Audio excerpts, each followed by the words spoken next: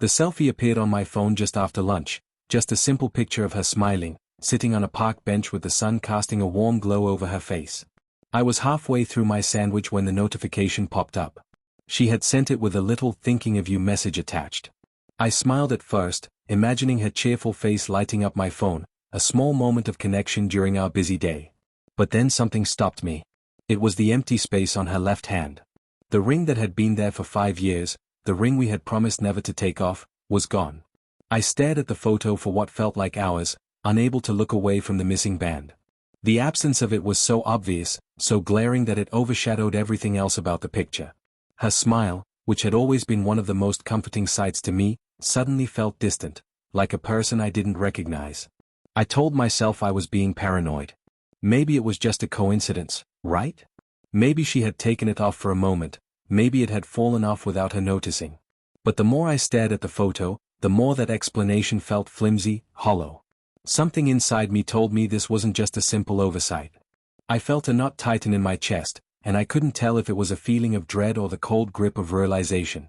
It wasn't just a missing ring, it was a signal, something my heart was already afraid of but hadn't wanted to admit. I quickly scrolled through the previous pictures we had taken together, each one of us wearing our rings proudly, intertwined hands, promises made. I couldn't breathe as I realized how much that ring had meant to me, not just as a symbol of marriage, but as a symbol of trust, commitment, and the future we had been building together. And now, here I was, looking at a picture where the very thing that connected us seemed absent. My mind raced as I tried to reason with myself. She was probably busy. Maybe she just forgot to put it back on after washing her hands. But my gut told me something different, something I wasn't ready to confront. The distance between us had been growing for weeks, subtle at first, but now, it felt impossible to ignore. Her late nights at work, the way she looked at me sometimes, like she wasn't really seeing me at all, had it all been leading up to this moment? I dropped the phone onto the kitchen counter, pacing back and forth as the anxiety began to take hold. What was I supposed to do? I couldn't just pretend I hadn't noticed. But I also didn't want to accuse her of something without knowing for sure. I wanted to believe in the trust we had built, in the vows we had taken. But how could I ignore the growing suspicion gnawing at me, telling me that something had changed between us? I grabbed my phone again, fingers trembling, and started typing a message to her. I could feel the words forming, but they didn't come out the way I intended. I wanted to be calm, to be understanding, to ask her about the ring gently, without jumping to conclusions. But instead, my words felt sharp, like I was already accusing her of something. Hey, quick question. I noticed in the selfie you sent that you're not wearing your ring. Just wondering if everything's okay. I hit send before I could overthink it any longer. I set the phone down and waited, the silence in the room suffocating. What if I was wrong? What if I was making a mountain out of a molehill? But then again, what if I wasn't wrong? What if that simple omission spoke volumes about where we stood? Minutes passed, and I began to wonder if she was ignoring my message. It wasn't like her to take so long to respond, but maybe I was just overthinking everything. Still, the absence of her wedding ring lingered in my mind like a cloud, heavy and suffocating. The days leading up to this had been so ordinary, and yet, this moment felt like a turning point, one that had been quietly building without either of us noticing. I felt my stomach twist as I realized I didn't know what kind of answer I was hoping for. Would she deny it? Would she try to explain? Or would she come clean, confessing whatever it was that had been eating away at her? Each possibility felt like a blow, each one taking us further away from the comfortable, predictable love we had once shared. Finally, my phone buzzed, pulling me from my thoughts. I quickly grabbed it, my heart pounding in my chest. The message appeared on the screen, and I held my breath as I read her response. Oh, I didn't even notice. I took it off to put on lotion and forgot to put it back on. No big deal. Don't worry, everything's fine. I stared at her words, the simplicity of them stinging more than I expected. She was brushing it off, dismissing it as nothing, just another little moment, another forgetting that I was supposed to accept. But it didn't feel like nothing. It felt like an excuse, an easy way to avoid the truth that had been sitting between us for so long. I tried to convince myself that it was just a mistake, that I was being paranoid, but deep down, I knew I couldn't ignore the nagging feeling in the back of my mind. That simple response, so casual and so light, didn't feel like the reassurance I needed. It felt like a veil over something I wasn't supposed to see, like she was trying to convince me, and herself, that everything was still the same when it clearly wasn't. The phone slipped from my fingers, and I leaned back against the counter, staring at the empty space where her ring used to be. The promise we had made to each other was built on trust, but now, with every passing second, I could feel that trust eroding. I had given her my heart, given her my everything, and yet, something was slipping through my fingers like sand. Maybe I was wrong. Maybe it was nothing. But then again, maybe it wasn't. The worst part of it all was the uncertainty, the not knowing. I needed answers, but I was terrified of what I might find. I stared at the phone in my hand, knowing I had to decide what to do next. I had to choose whether to trust her, to believe that she was telling the truth, or to ask the questions that had been lurking in the back of my mind, waiting for me to face them. I took a deep breath and typed another message. Are you sure everything's okay, Sarah? You know you can tell me if something's going on. I pressed send, waiting again, knowing that this question would be the one that revealed the truth.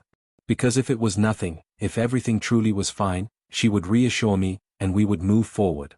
But if it wasn't nothing, if something had been silently changing between us, then this would be the moment it all came to light. The waiting game was never easy, but now it felt like it might just determine the course of everything that came next. The seconds ticked by, each one heavier than the last. My phone sat in my hand, and I watched the screen, waiting for her reply. The buzzing sound of the incoming notification startled me, and I quickly opened her message, only to be met with an unexpected silence. Of course everything's fine. Why would it not be? I'm just busy with work and other stuff. Sorry if I worried you. Her words were casual, almost too casual. Other stuff. The phrase echoed in my mind. The void in her explanation, the absence of anything remotely specific, felt like a warning bell, but I pushed it down. I had asked for reassurance, and she had given it. She had dismissed my concern, chalking it up to her usual busy schedule, and yet something felt off. I wasn't satisfied. I couldn't just take her words at face value, not after everything that had happened, not after what I had seen with my own eyes. The missing ring wasn't something I could easily forget, and her response only seemed to make it worse. I had never felt so alone in a room full of people. How could she just shrug it off as nothing? How could she act like nothing had changed between us when I could feel the weight of it all pressing down on me? I put the phone down on the kitchen counter again, forcing myself to focus on anything but the message. I needed to stay calm, needed to keep it together. But the deeper I dug into it, the more I felt that creeping feeling of doubt gnawing at my stomach. Trust, once shattered, was hard to rebuild. And I wasn't sure if we could fix what had been broken between us. She walked into the kitchen, her usual energy now replaced with a subtle apprehension. The air felt charged, and even though she wasn't saying anything, I could feel the tension radiating from her. She didn't know what was coming. She didn't know that the truth she had been keeping from me was already hanging in the balance, poised to break. Mark, she said, her voice a little too bright, too forced. Do you want to go out for dinner tonight? Maybe we can get away from everything for a while, just relax. I could feel the pressure building, the weight of everything I had been holding inside. I had already seen the missing ring. I had already noticed the way she had dismissed my concerns. The music, the phone calls, the late nights, none of it had gone unnoticed. And yet, here she was, trying to act like nothing was wrong. Actually, I said, my voice quieter than I intended, I've been thinking. I don't think everything is fine, Sarah. I really don't. Her eyes widened slightly, her expression faltering for a brief moment, but then she quickly recovered, her defenses going up. What do you mean? I told you it's nothing. Just work stuff and life. I shook my head, unable to hold it in anymore. It's not just work stuff. It's this. It's everything. My voice cracked, and I could feel the anger simmering just below the surface. You didn't even mention it. You didn't even think to explain why your ring is missing in the photo you sent me. The one that you sent me like it was just another normal picture. Her face flushed, and she quickly looked down, fiddling with her hands. I could see the guilt in her expression now, but it wasn't enough to ease the ache in my chest. Mark, please. It's not like that. I didn't want to make a big deal about it. Why? Why not? I demanded, my voice rising now. Why is it okay for you to just take it off and forget? Why is it that when I ask you about it, you shrug it off like it's nothing? I need you to tell me the truth, Sarah. I need to know what's really going on. She didn't meet my gaze for a long moment, and when she finally spoke, her voice was barely a whisper. I don't know why I took it off, she said, her words heavy with something I couldn't place. I needed a break. I needed space. I've been feeling overwhelmed, and I guess I just took it off without thinking. I felt a surge of frustration. A break? From me? From what? I don't understand. She blinked back tears, her voice shaky. I didn't mean it that way. I love you, Mark. I do. But things have been different between us. I've been feeling disconnected. Not from you, exactly, but from everything else. From myself, even. And I guess, I just wanted some distance, some time where I didn't feel like I was always expected to be something I'm not. Her confession hit me like a cold gust of wind. The words didn't match the image I had of us, of our life together. We had always been a team. I had always believed that we were on the same page, that we could weather anything together. But hearing her speak so plainly about feeling disconnected from me, about needing space from our relationship, left me stunned, hollow. I didn't mean to hurt you, she continued, her voice trembling. I never wanted to hurt you. But lately, I've been feeling like I don't know who I am anymore. I've been so focused on trying to please everyone around me, trying to be perfect, that I've lost sight of myself. And maybe, just maybe, I thought if I took the ring off, if I separated myself from the weight of everything, it would help me figure out who I am again. I stared at her, the pieces of the puzzle slowly clicking together in my mind, but the picture they formed wasn't one I wanted to see. I thought I understood the woman I had married, the woman I had shared my life with. But in this moment, I didn't recognize her. The vulnerability in her voice, the pain in her eyes, was real, but it didn't make the truth any easier to swallow. I had married her, but it felt like she had left me behind, piece by piece, while I wasn't paying attention. I opened my mouth to speak, but the words didn't come. There was too much I needed to say, too much I needed to ask, but the weight of it all made it impossible to start. So, what does that mean for us, Sarah? I finally managed to say, my voice barely audible. Where do we go from here? What happens when one of us feels like this? She shook her head, her eyes pleading. I don't know, Mark. I don't know. But I swear to you, I'm not giving up on us. I don't want to lose you. I need time to figure myself out. I need time to figure out what I'm doing and why I've been so lost. And there it was. The truth, finally laid bare between us, but the truth didn't come with answers. It came with questions about who we were, what we had become, and whether we could survive the silence that had grown between us. I looked at her, my heart heavy with the weight of it all. I didn't have answers either. I didn't know if we could find our way back, or if I could rebuild the trust she had broken with something as simple as a missing ring and a self-doubt too powerful to ignore. I need time too, I said quietly, the words coming out slower than I expected. I don't know what to say to you right now. I don't know if I can just pretend everything is fine, because it's not. It's not fine. We sat in silence for what felt like hours, neither of us knowing where to go next. The weight of her confession, the distance between us, was too much to bear in the moment. And so, I walked away, leaving the room, and as I did, the realization hit me that I might be walking away from something I had loved so deeply, something that might never be the same again. The days that followed felt like a strange limbo, a space where time moved, but neither of us did. We both went through the motions of our lives, the same routine, the same smiles, but it was as if everything was happening in a fog. I couldn't look at her the same way anymore. The truth of her confession, the missing ring, the emotional distance, had settled between us like an insurmountable wall. There were still moments when I saw flashes of the woman I had married, but those moments felt distant, fleeting. She seemed so far away, and the worst part was, I couldn't tell if she was still there, too.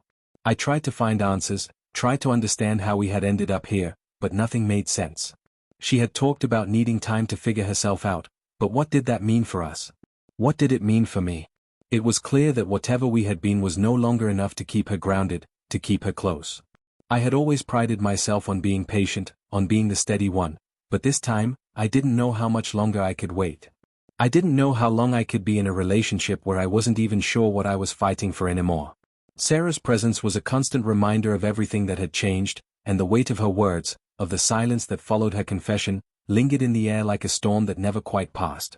I thought I could handle it. I thought I could wait for her to find herself, but every day it felt harder to see her as the person I used to love.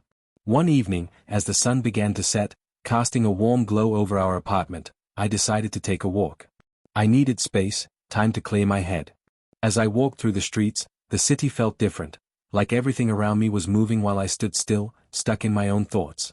I kept replaying the conversation we'd had, the way she had confessed her feelings of disconnection, her need for time. I couldn't ignore it, couldn't shake the nagging sense that what she needed was something I couldn't provide. As I passed a quiet cafe, I noticed an old friend sitting outside. We used to talk all the time back in the days before life became so complicated. We hadn't spoken in months, but the sight of him, sitting there with a coffee in his hand, was like a glimpse into a simpler time. I hesitated, but something inside me told me that this was the moment I needed. I walked over, and he looked up, a familiar grin spreading across his face. "Mark. Hey, it's been forever," he said, standing up to hug me. I smiled, genuinely happy to see him. We sat down at a small table, and for the first time in days, I felt a sense of peace. We talked about old times, about everything and nothing, and for a brief moment, the weight of my relationship struggles seemed to disappear. It was nice, almost comforting, to be reminded of a time when everything was simpler, when the only thing I had to worry about was the future we were building together. But as the conversation shifted to where we were in life, I could feel the wall inside me start to crumble.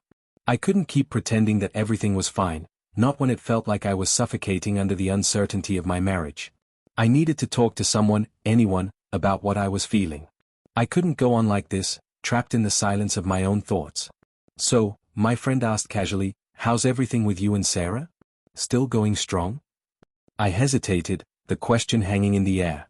He had no idea what had been happening, how everything had shifted, how I wasn't sure where we stood anymore. But the question was out there, and I knew I couldn't avoid it. I took a deep breath and began to explain, my voice shaky as I relayed the story of the missing ring, the emotional distance, the quiet ache that had settled between us. "She told me she needed space," I said, my voice soft, almost as if I was afraid to speak the words aloud. "She said she'd been feeling disconnected, like she didn't know who she was anymore. But I don't know if I can wait for her to figure it out. I don't know how much longer I can pretend everything is fine when it's not." My friend listened, nodding thoughtfully. "I hear you, man. I get it. But it sounds like she's being honest with you, even if it's hard to hear. She's not giving up, she's just asking for a moment to find herself again." "I don't know if I can keep waiting for her," I admitted, feeling the weight of my words. "Every day it feels like we're further apart, like we're living different lives. And I'm here, holding on, but I don't know if she's even trying to hold on with me." "You can't force someone to be where they're not, Mark," my friend said quietly, his voice filled with the wisdom of someone who had lived through his own heartache. "Sometimes, you have to let them figure it out on their own. And sometimes, you have to figure out where you stand, too." The words hit me harder than I expected. My friend was right.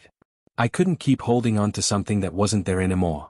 I couldn't keep pretending that everything would magically go back to the way it was. If Sarah needed time, if she needed space, then maybe I needed to give it to her.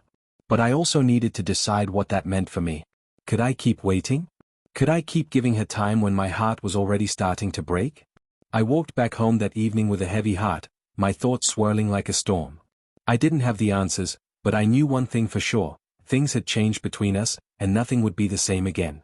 I had to decide if I was willing to stay and fight for something that felt like it was slipping through my fingers, or if I needed to let go and move on.